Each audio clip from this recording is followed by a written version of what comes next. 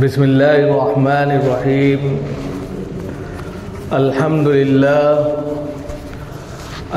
لله رب العالمين، والصلاة والسلام على سيد الأنبياء والمرسلين محمد بن عبد الله الأمين وعلى آله وأصحابه وأزواجه وذرياته وأهل بيته وسلم تسليما كثيرا أما بعد. أعوذ بالله من الشيطان الرجيم. بسم الله الرحمن الرحيم. وقضى ربك ألا تعبدوا إلا إياه وبالوالدين إحسانا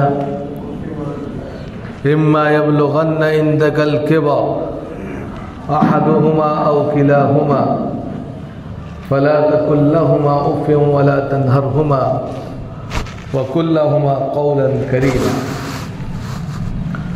واخفض لهما جناح الذل من الرحمة وقل رب ارحمهما كما ربياني صغيرا. صدق اللہ العلی العظیم. محترم بزرگوں اور دوستوں، دینی اور ایمانی بھائیوں، اللہ رب العزت کا شکر ہے، اس کا کرم ہے کہ اس نے ہمیں اپنی بارگاہ میں آنے کی توفیق عطا فرمائی. حضرات، ہم نے آپ کے سامنے ابھی قرآن کریم کی ایک آیت تلاوت کی ہے جس کے اندر دو اہم چیزوں کی طرف اشارہ کیا گیا ہے. پہلی چیز رب کائنات کی ہے، اللہ رب العزت کی ہے کہ اس دنیا میں جو بھی انسان ہے، جو بھی منشیہ ہے، جو بھی اس دھرتی پر بحیثیت انسان اور ایمان رکھتا ہے، تو پھر اس کو عبادت اور بندگی صرف اور صرف اللہ کی کرنی چاہیے. وَقَضَى رَبُّكَ أَلَّا تَعْبُدُوا إِلَّا إِيَّاهُ، اور تمہارے رب نے فیصلہ کر دیا عبادت صرف اور صرف اللہ کی ہوگی. عبادت کے لائق اور کوئی ذات نہیں ہے، بندگی صرف اللہ کی جائے گی، اسی کے سامنے سجدہ ریزی کی جائے گی، اسی سے ہر چیز کا سوال کیا جائے گا. اگر کوئی ذات عبادت کے لائق ہے تو وہ اللہ کی ہے، صاف فیصلہ ہو گیا. دوسری جو چیز بتائی وہ ہے وَبِالْوَالِدَيْنِ إِحْسَانًا، کہ اللہ کی عبادت کے بعد اگر کوئی دوسرا درجہ آتا ہے، دوسرا پائیدان ہے، تو وہ اپنے والدین کے ساتھ حسن سلوک کرنے کا ہے، اپنے والدین کے ساتھ اچھا برتاؤ کرنے کا ہے. اگر عبادت خدا نہ خواستہ اللہ کے علاوہ بھی کسی کی ہوتی تو بیٹوں کو یا اولاد کو یہ ہوتا کہ اپنے ماں باپ کو بھی سجدہ کیا جائے، لیکن یہ فیصلہ ہو گیا کہ سجدے کا حق صرف اللہ کا ہے. پہلی قوموں میں سجدہ تعظیمی چلتا تھا، جیسا کہ حضرت یعقوب علیہ السلام کے زمانے میں حضرت یوسف علیہ السلام نے خواب دیکھا، انی رأیت احد عشر کوکبا والشمس والقمر رأیتہم لی ساجدین. انہوں نے خواب دیکھا کہ میں نے خواب دیکھا کہ 11 ستارے اور چاند اور سورج مجھے سجدہ کر رہے ہیں. اور بعد میں جب اس کی تعبیر پوری ہوئی تو جب وہ مصر کے بادشاہ بنائے گئے تو ان کے 11 بھائی اور ماں باپ سجدے میں گر گئے. تو یہ سجدہ تعظیمی تھا، پہلے کی قوموں میں جائز تھا.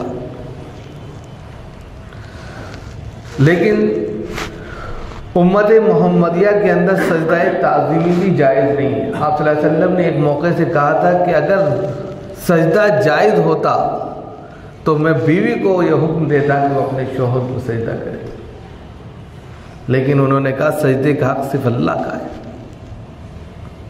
لیکن یہاں جو بات بتائی گئی کہ وَقَضَىٰ رَبُّكَ أَلَّا تَعْبُدُوا إِلَّا إِيَّاهُ وَبِالْوَالِدَيْنِ إِحْسَانًا، کہ اللہ نے اپنے ساتھ والدین کا تذکرہ کیا۔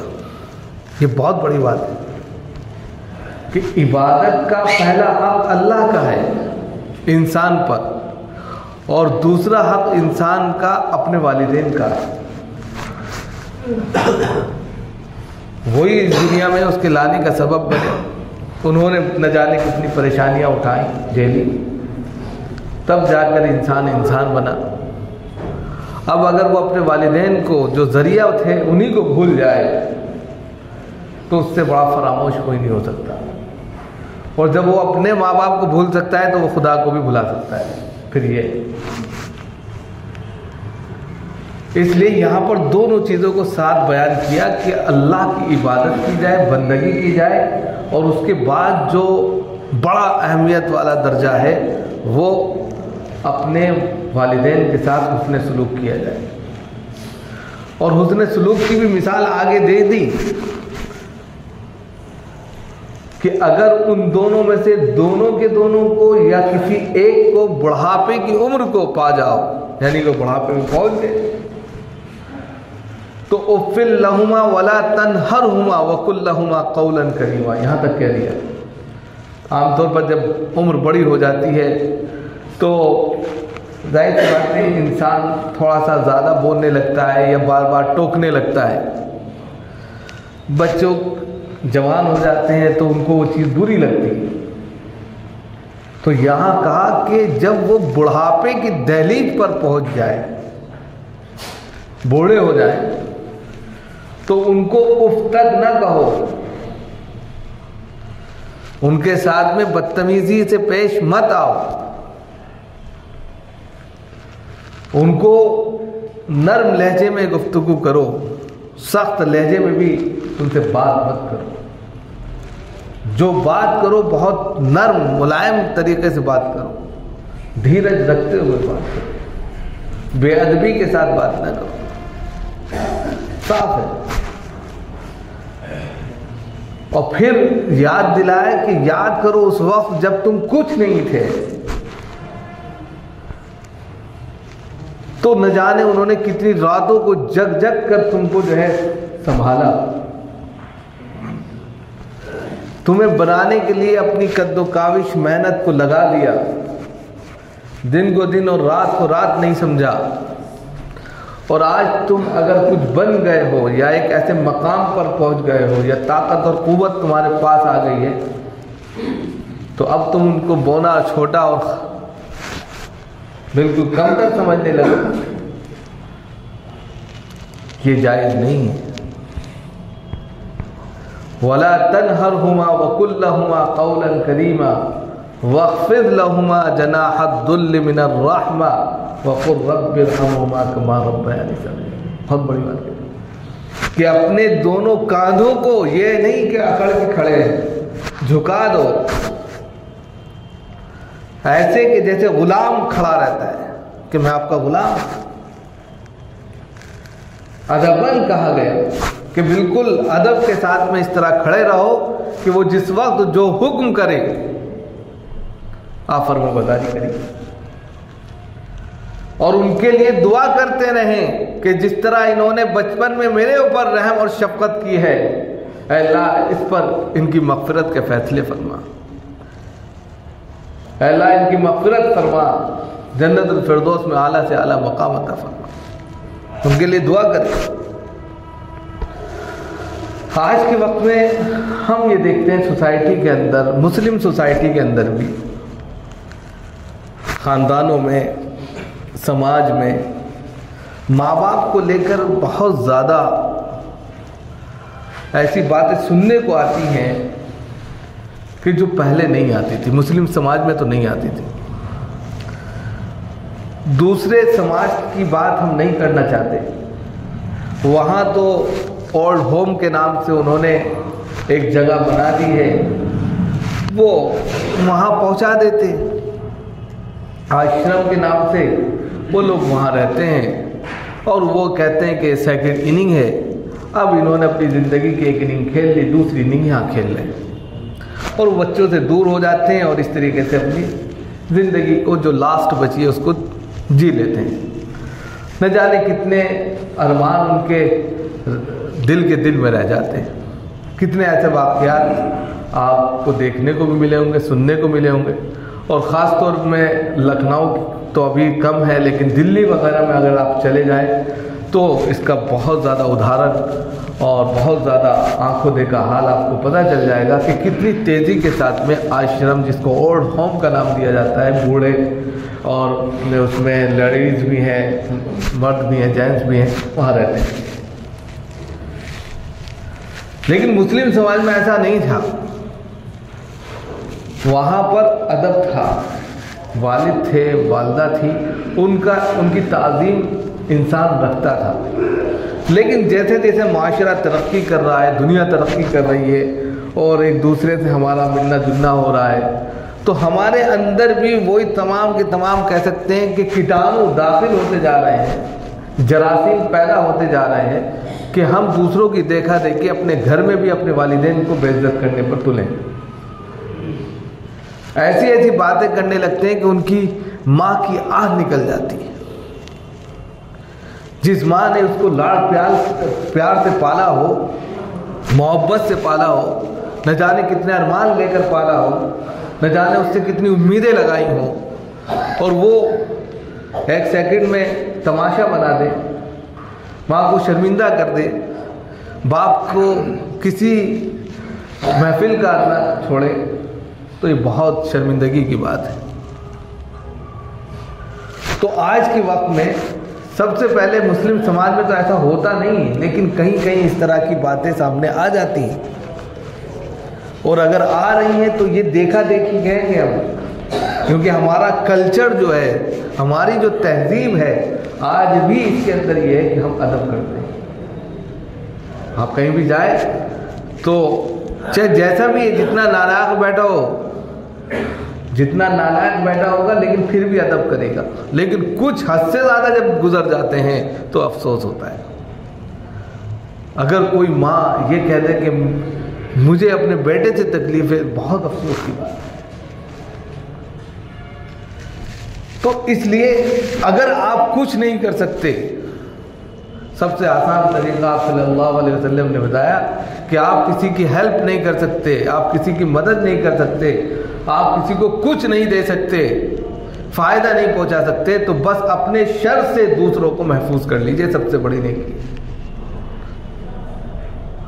आप अपने शर से दूसरों को महफूज कर दीजिए। आपका शर आप तक रहे, आप जो भी कर रहे हैं अब तक अपने तक महदूद रखिए, दूसरों तक ना जाए, कम से कम वो सुकून की ज़िंदगी जी सकें, रह सकें। लेकिन अगर आपसे निकलकर दूसरों तक पहुंच रहा है तो एक तो आप फ़ायदेमंद नहीं हो रहे, दूसरे को भी नुकसान पहुंचा रहे, तो फिर आपसे बड़ा गुनहगार कोई नहीं। अब इंसान यही कर रहा है जेलिस में या किसी भी तरीके से। अब उसमें क्या होता है कि देखा देखी इंसान जो है ऐसे अमल करने लगता है जिससे घर वालों को तकलीफ होने लगती है। आप देखते हैं कि मुस्लिम समाज जहाँ जहाँ भी है, बड़े कंजस्टेड इलाके में है, बहुत ही तंगी की जगहों में रहते हैं, छोटी पतली गलियाँ होती हैं, और भी तमाम चीज़ें हैं। अब ऐसे में प्यार मोहब्बत के साथ रहना चाहिए। ऐसे में अगर आप जो है घर का कबाड़ा करना चाहते हैं, घर की बेइज्जती करना चाहते हैं, उसको बेलगाम करना चाहते हैं, उसका कह सकते हैं कि शिराज़े को बिखेरना चाहते हैं, तो ये बहुत गुनाह की बात है। कुरान करीम में आया था कि मुस्लिम समाज की मिसाल जो है करजुलिन वाहिद इन्नमल मुमिनूना इख्वा। कुरान कहता है कि मुसलमान का भाई है, वो उसको बेयार मददगार नहीं छोड़ता, वो उसको जलील नहीं करता, वो उसकी इज्जत से खिलवाड़ नहीं करता। ये उसूल बताए गए। और एक बाप, एक बेटा, एक घर का फर्द ये करे तो कितने गुनाह की बात। ये तो आम इंसानों की बात कही गई। मुस्लिम समाज को जिस तरह मिसाल जो दी गई है, मोमिन की मिसाल जो दी गई है, वो ये दी गई है जिस तरह ये इमारत है, इस इमारत का एक एक गुम्मा एक दूसरे गुम्मे से लग कर चिपक कर दूसरे को ताकत पहुंचा रहा है। और इस तरह ये बिल्डिंग सैकड़ों साल से खड़ी और फायदा पहुंचा रही है। बिल्कुल इसी तरह मुस्लिम समाज है कि अल-मुमिनु लिल-मुमिनि कल-बुनियान यशुद्दु बअदुहु बअदा, कि मोमिन मोमिन के लिए इमारत के मानिंद है, वो आपस में मिलकर एक दूसरे से एकजुट होकर फायदा पहुंचाता है, उसकी इमारत को, उसके ख़ानदान को, उसके तमाम अफराद को तक़वियत पहुंचाता है। कोई इस पर हमलावर नहीं हो सकता, कोई इसको गाली गलौज नहीं कर सकता, कोई इसको बेइज्जत नहीं कर सकता, कोई इसकी इज्जत का जनाजा नहीं निकाल सकता, ये सारी चीज़ें हैं। लेकिन अगर कोई शख्स वो घर का भेदी लंका ढाए कि अपना ही फर्द घर के जनाजे को निकालने पर तुल जाए, घर की इज्जत को बेलगाम कर दे, तो ये बहुत अफसोस की बात है। तो कुरान करीम के अंदर, अहादीस के अंदर वालिदैन की फरमाबरदारी, उनकी इताअत गुजारी और उनके साथ उसने सलूक, उनके साथ अच्छे से बात करना, उनके साथ में बहुत ही नरम गुफ्तगू करना, उनको उफ तक न कहना, ये तमाम चीज़ें हमें कुरान हदीस से मिलती हैं। अगर हम इन पर अमल पैरा होते हैं तो याद रखिए यही अमल हमारे साथ भी होगा। दुनिया मुकाफात अमल है। मुकाफात अमल का मतलब यह है कि आज हम जो कर रहे हैं कल को वही हमारे साथ में होगा। दुनिया वैसे ही घूमती रहती है, अपने महवर पर घूम रही है। आज हमने किसी के साथ नेकी की, आज हमने किसी का भला किया, कल को यही नेकी पलटकर आपके पास आ जाएगी। अगर हमने किसी का बुरा किया, किसी को किसी भी तरीके से जो है परेशान किया, चाहे वो घर की इज्जत हो, घर के वालिदैन हो या रिश्तेदार हो, कुछ भी हो, तो पलट कर आप तक भी वो पहुँचेगी। इंसान दुनिया में भी उसका मुशाहिदा करता है और आखिरत में तो उसका जो गुनाह है वो तो पड़ेगा। इसलिए ज़रूरत इस बात की है कि हम ऐसी ज़िंदगी जिए कि हम फ़ायदेमंद साबित हों, सूदमंद साबित हों। जनाब मोहम्मद रसूलुल्लाह सल्लल्लाहु अलैहि वसल्लम ने इसकी मिसाल 3 तरीके से दी है कि इंसान जो होता है और उसके पास जो इल्म होता है उसकी मिसाल 3 तरह से दी है। बहुत बेहतरीन मिसाल दी। कहा कि तहजीब याफ्ता इंसान की मिसाल उस बारिश की तरह है कि जो बारिश आसमान से बरसती है और 3 हिस्सों में ज़मीन के 3 कैटेगरी में वो डिवाइड हो जाती है। और उसी तरह इंसान भी डिवाइड होता है कि वो कैसे, कि जब आसमान से बारिश होती है तो ज़मीन के 3 हिस्से हैं। एक हिस्सा तो ऐसा है कि सरसब्ज़ और शादाब है, ज़मीन में पानी पड़ा, ज़मीन ने उसको अपने अंदर जज़्ब किया और अंदर के ख़जाने जो थे वो बाहर फेंक दिए, दुनिया गुले गुलजार हो गई। उससे चरिंद ने, परिंद ने, इंसानों ने, सब ने उस सब्ज़े से फ़ायदा उठाया, खाया पिया, और ज़मीन भी ताकतवर और क़ुव्वत वाली बनती चली गई और इंसान भी उससे फ़ायदा उठाया। एक तो वो ज़मीन हो गई।